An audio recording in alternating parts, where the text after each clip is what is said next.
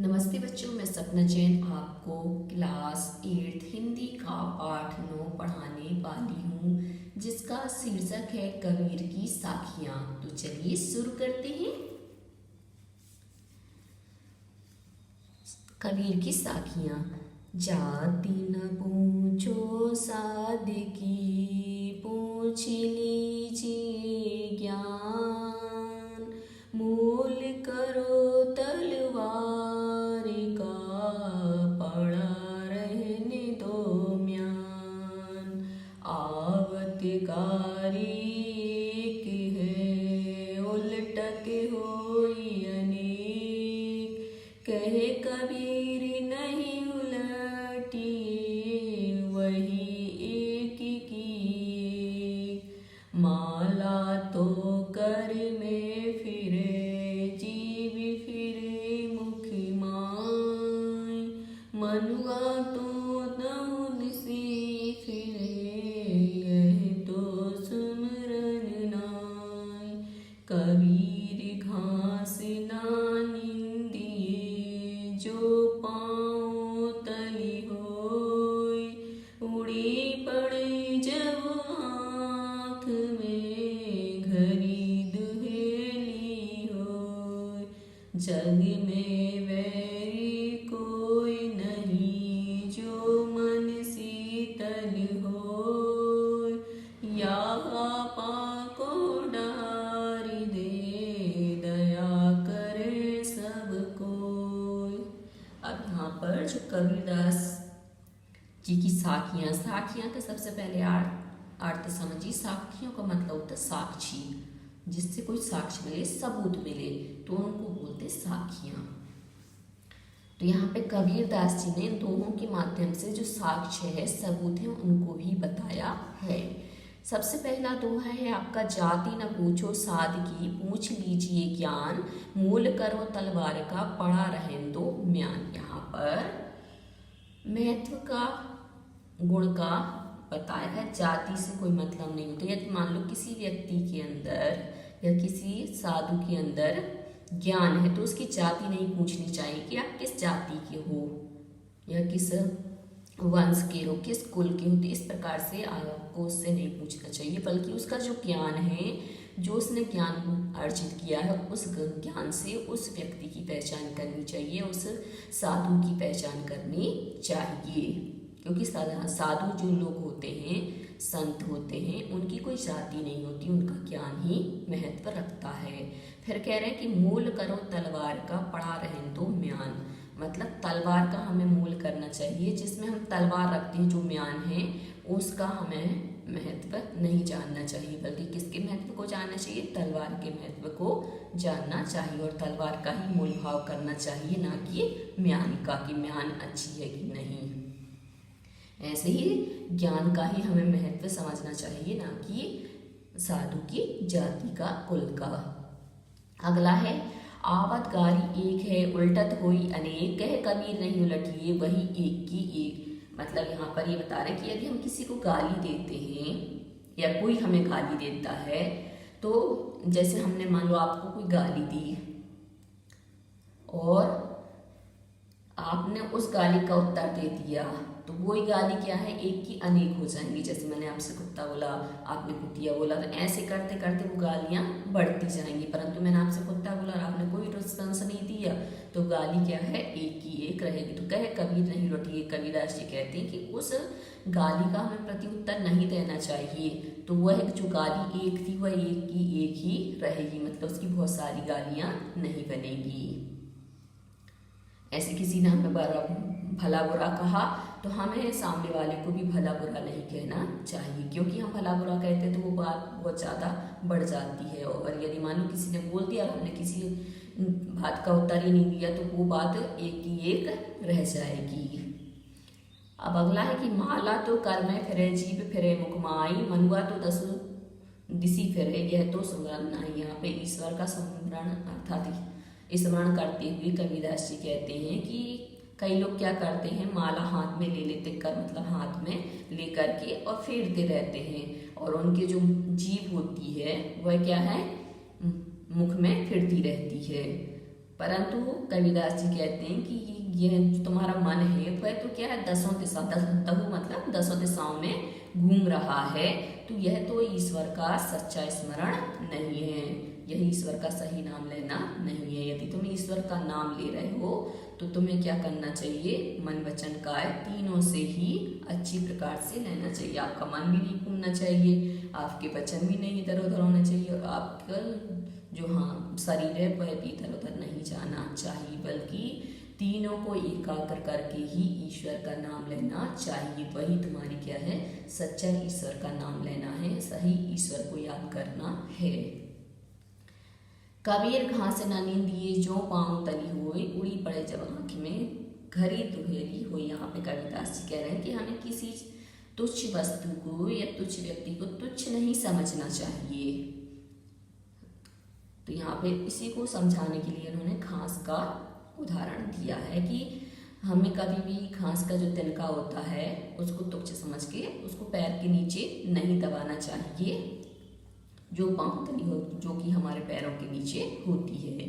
और यदि कोई घास का तिनका उड़ करके हमारी आँख में पड़ गया तो हमारी आँख में बहुत ज़्यादा पीड़ा होगी, क्योंकि आपने देखो एक छोटी सी भी चीज़ हमारी आँख के अंदर चली जाती है, कण भी चला जाता है धूल का, तो कितना कष्ट होता है। जब तक कि वो निकल नहीं जाए हमारी आँख को हम मलते रहते, लाल पड़ जाती है और बिल्कुल भी चैन नहीं पड़ती है। तो ऐसे ही बता रहे हैं कि यदि कोई व्यक्ति छोटा है, तुच्छ है, तो हमें उस व्यक्ति को तुच्छ नहीं समझना चाहिए। यदि वो हमारी ही नीचे रहता है, हमारे घर में काम करता हो या हमारे ही आश्रम में रहता हो, क्योंकि वही व्यक्ति यदि किसी दिन बड़ा बन गया तो वही क्या है, आपको अखरेगा, आपको लगेगा ये पहले तो मेरे अंडर में काम करता था, आज देखो तो इतना बड़ा बन गया, तो वह भी क्या है, तुम्हें दुख देने का कारण ही होगा।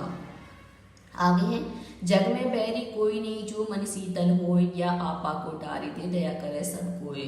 यहाँ पे कह रहे कि संसार में हमारा दुश्मन कोई भी नहीं, हमारा शत्रु कोई भी नहीं है, जो मन शीतल हो। कब? जबकि हमारा मन शीतल हो, क्योंकि हमारा मन पवित्र होगा, स्वच्छ होगा, तो हमें क्या है, कोई भी शत्रु दिखाई नहीं देगा। हम शत्रु दूसरे को कब समझते? जब हमारा मन ही इधर उधर भागता है और मन क्या है, शीतल नहीं होता, अपवित्र होता है, तब जाके हम दूसरे को शत्रु समझते हैं।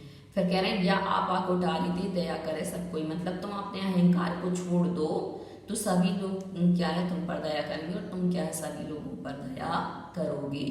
तो इस प्रकार से हमें क्या है, अपने मन को पवित्र बनाना चाहिए। यदि हमारा मन पवित्र होगा तो हमारा कोई भी शत्रु नहीं होगा।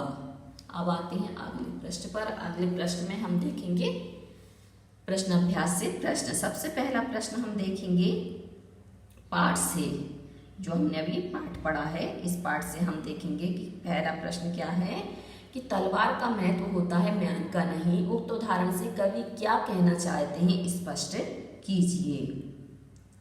तो कवि यहाँ पे बताना चाह रहे हैं कि कभी भी क्या है, जो मूल्यवान वस्तु होती है हमें उसी का मूल्य करना चाहिए। जैसे कि तलवार का महत्व होता म्यान का नहीं से कवि कहना चाहते हैं कि असली चीज की कद्र की जानी चाहिए, दिखावटी वस्तु की नहीं, क्योंकि असली वस्तु का ही महत्व होता है, दिखावटी वस्तु का महत्व नहीं होता है। इसी प्रकार किसी व्यक्ति की पहचान अथवा उसका मूल्य उसकी काबिलियत के अनुसार तय होता है, ना कि उसकी कुल, जाति, धर्म आदि के आधार पर। इसी प्रकार ईश्वर का भी वास्तविक ज्ञान जरूरी है। ढोंग, आडंबर तो म्यान की समान निरर्थक है। असली ब्रह्म को पहचानो और उसी को स्वीकार करो। अगला है पाठ की तीसरी साखी, जिसकी एक पंक्ति है, मनुआ तो दहूं दिसी फिरे, यह तो सुमरन नाही, के द्वारा कवि क्या कहना चाहते हैं। तो कबीरदास इस पंक्ति के माध्यम से कहना चाहते हैं कि भगवान का स्मरण एकाग्र चित्र होकर करना चाहिए। इस साखी के द्वारा कवि क्या है, केवल माला फेर कर ईश्वर की उपासना करने को ढोंग बताते हैं। इसलिए वो क्या कहते हैं कि एकाग्र चित्त होकर ईश्वर का स्मरण करो। कबीर घास की निंदा करने से क्यों मना करते हैं, पड़े हुए दोहे के आधार पर स्पष्ट कीजिए। तो घास का अर्थ होता है पैरों में रहने वाली तुच्छ वस्तु, निम्न वस्तु। कबीर अपने दोहे में उस घास तक की निंदा करने से मना करते हैं जो हमारे पैरों के नीचे होती है। कबीर के दोहे में घास का विशेष अर्थ है। यहाँ घास दबे कुचले व्यक्तियों के प्रतीक हैं। कबीर के दोहे का संदेश यही है कि व्यक्ति या प्राणी चाहे वह कितना भी छोटा क्यों ना हो, उसे हमें छोटा नहीं समझना चाहिए और उसको छोटा समझ करके निंदा नहीं करनी चाहिए। हमें सबका समान रूप से सम्मान करना चाहिए, क्योंकि हर व्यक्ति का अपना अपना अस्तित्व होता है, अपना अपना महत्व होता है। मनुष्य के व्यवहार में ही दूसरों को विरोधी बना लेने वाले दोष होते हैं। यह भावार्थ किस दोहे से व्यक्त होता है? तो मनुष्य के व्यवहार में ही दूसरों को विरोधी बना लेने वाले जो दोष हैं वह इस दोहे से स्पष्ट होते हैं कि जग में बैरी कोई नहीं, जो मन शीतल हो, या आपा को डार दे दया करे सब कोई। अगला है पाठ से आगे, या आपा को डार दे दया करे सब कोई, ऐसी वाणी बोलिए मन का आपा को। इन दोनों पंक्तियों में आपा को छोड़ देने या खो देने की बात की गई है। आपा किस अर्थ में प्रयुक्त हुआ है? क्या आपा स्वार्थ के निकट का अर्थ देता है या घमंड का? तो यहाँ पर आपा से मतलब घमंड से है, अहंकार से है। तो इन दोनों जो पंक्तियों में आपा को छोड़ देने की बात की गई है, तो आपा अर्थात घमंड को छोड़ देने की बात की गई है और इसका अर्थ जो देता है वह घमंड का देता है। आपके विचार में आपा और आत्मविश्वास में तथा आपा और उत्साह में क्या कोई अंतर हो सकता है? स्पष्ट कीजिए। आपा और आत्मविश्वास में तथा आपा और उत्साह में अंतर हो सकता है। जैसे आपा और आत्मविश्वास में, तो आपा का अर्थ है अहंकार, घमंड, जबकि आत्मविश्वास का अर्थ है अपने ऊपर विश्वास रखना।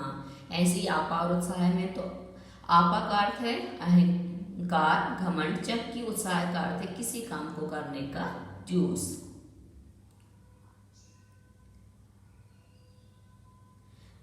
अब अगला है, सभी मनुष्य एक ही प्रकार से देखते सुनते हैं पर एक समान विचार नहीं रखते। कभी सभी अपनी अपनी मनोवृत्तियों के अनुसार कार्य करते हैं। पाठ में आई कबीर की किस साखी से उपर्युक्त पंक्तियों के भाव मिलते हैं? एक समान होने के लिए आवश्यक क्या है?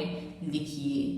तो यहाँ पर दोहे के माध्यम से हम बता सकते हैं कि आवत गारी एक है, उलटत होई अनेक, कह कबीर नहीं उलटिए, वही एक की एक। मनुष्य के एक समान होने के लिए सबकी सोच एक समान होना बहुत ज्यादा जरूरी है।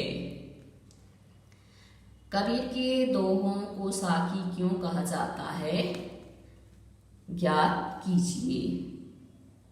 तो कबीर के दोहों को साखी इसलिए कहा जाता है क्योंकि इनमें श्रोता को गवाह बनाकर साक्षात ज्ञान दिया जाता है, जबकि समाज में फैली कुरीतियों, जातीय भावनाओं और बाह्य आडंबरों को इस ज्ञान द्वारा समाप्त करना चाहते हैं। कबीरदास जी चाहते हैं कि जो ज्ञान है वह समाप्त हो जाए। साखी का मतलब यहाँ पे साक्षात्कार से है या गवाह से है या सबूत से है।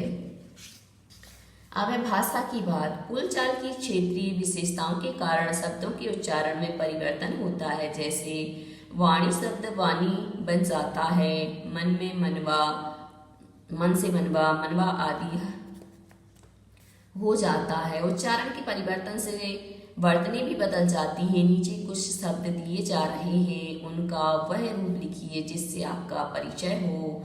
ज्ञान, जीभी, पाँव, तली, आँखी, बरी।